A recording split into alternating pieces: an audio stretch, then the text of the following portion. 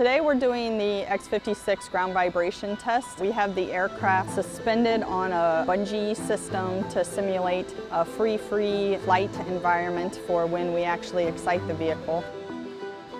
How we excite the aircraft is through some electromagnetic shakers. We have one on each wingtip and a vertical and also a 45-degree skewed angle.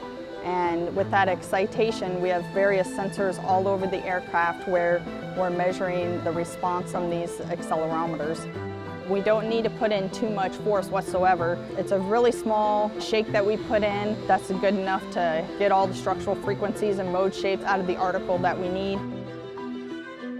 We're also gathering data with a photogrammetry system and a fiber optic, our FOSS system. These other external systems, we have to excite the aircraft a little bit more and use a higher force level.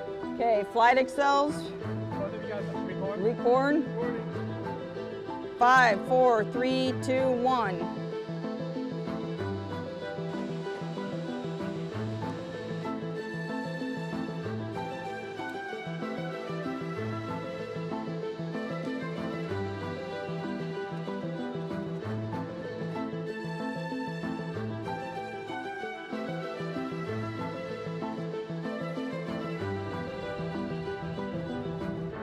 Shaker stopped.